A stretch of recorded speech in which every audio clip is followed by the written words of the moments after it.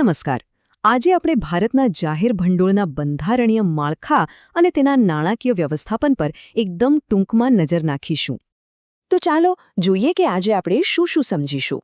સૌથી પહેલાં જાહેર નાણાંનો મૂળભૂત નિયમ શું છે, પછી સરકારની 3 મુખ્ય તિજોરીઓ કઈ છે, એમનામાં શું તફાવત છે, અને હા, કટોકટી માટે શું વ્યવસ્થા છે, અને છેલ્લે આ બધાની એક સરળ સરખામણી કરીશું. જો કોઈપણ નાણાકીય સિસ્ટમને સમજવી હોય તો એનો સૌથી પાયાનો સિદ્ધાંત સમજવો ખૂબ જ જરૂરી છે.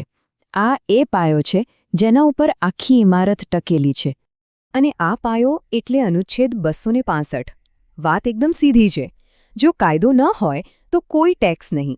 મતલબ કે સરકાર કાયદાકીય અધિકાર વગર 1 રૂપિયો પણ ટેક્સ તરીકે વસૂલી શકે નહીં. આનાથી જ તો નાણાકીય બાબતોમાં સંસદનું નિયંત્રણ પાક્કું થાય છે. બરાબર.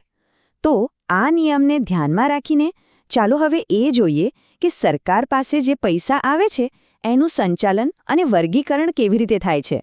ભારતના બંધારણ મુજબ દેશના તમામ જાહેર નાણાંને 3 મુખ્ય ભંડોળમાં વહેંચવામાં આવ્યા છે. અને હા, દરેકનો હેતુ અને એના નિયમો પણ બિલકુલ અલગ છે. આને સરળ રીતે યાદ રાખવા માટે ચાલો એક સરસ ઉપમા વાપરીએ. સંચિત નિધિને તમે સરકારનું સેલરી એકાઉન્ટ સમજી લો.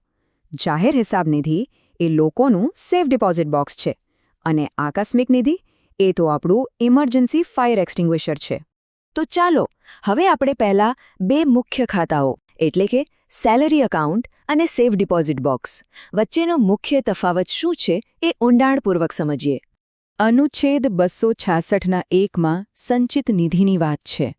આ સરકારની મુખ્ય તિજોરી છે, એનું સેલરી એકાઉન્ટ. બધા જ ટેક્સ, લોન અને બીજી બધી જ આવક સીધી અહીં જમા થાય છે.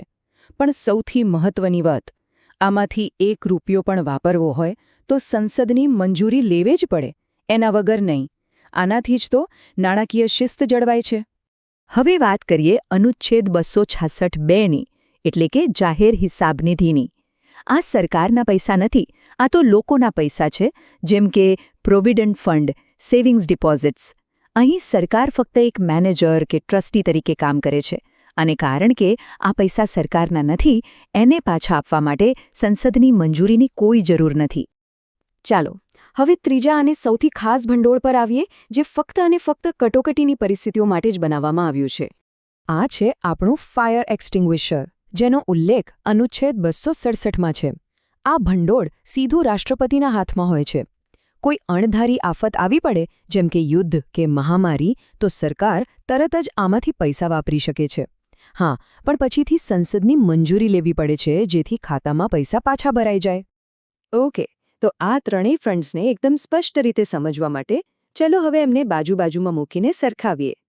અહીંયા આ ટેબલમાં બધું જ સ્પષ્ટ થઈ જાય છે. સંચિત નિધિ, સંસદની મંજૂરી ફરજિયાત. જાહેર હિસાબ નિધિ, કોઈ મંજૂરી નહીં, કારણ કે એ લોકોના પૈસા છે. અને આકસ્મિક નિધિ, રાષ્ટ્રપતિ કે રાજ્યપાલની પરવાનગીથી તાત્કાલિક ઉપાડ. આ જે મંજૂરી લેવાની પ્રક્રિયા છે ને, એ જ આખી સિસ્ટમનો સૌથી મહત્વનો ભાગ છે. એટલે સમજી ગયા, આ ખાલી એકાઉન્ટિંગની વાત નથી, આ તો લોકશાહી શાસનનો એક મુખ્ય આધાર સ્તંભ છે. આનાથી જ તો નાણાકીય શક્તિ પર અંકુશ અને જવાબદારી નક્કી થાય છે. અને આખી સિસ્ટમ યોગ્ય રીતે ચાલે માટે ખાસ કરીને કેન્દ્ર અને રાજ્યો વચ્ચે નાણાંની યોગ્ય વહેંચણી થાય, એના માટે અનુચ્છેદ 280 હેઠળ દર 5 વર્ષે એક નાણાં પંચની રચના કરવામાં આવે છે. આ પંચ જ ભલામણો કરે છે કે કોને કેટલા પૈસા મળવા જોઈએ. તો આખરે આ આખું બંધારણીય માળખું શું સુનિશ્ચિત કરે છે? એ જ કે લોકોના પૈસાનો ઉપયોગ સંસદની દેખરેખ હેઠળ પૂરી પારદર્શિતાથી અને ફક્ત લોકોના ભલા માટે જ થાય. અને ખરું કહું તો આ જ તો સારા શાસનનો પાયો છે.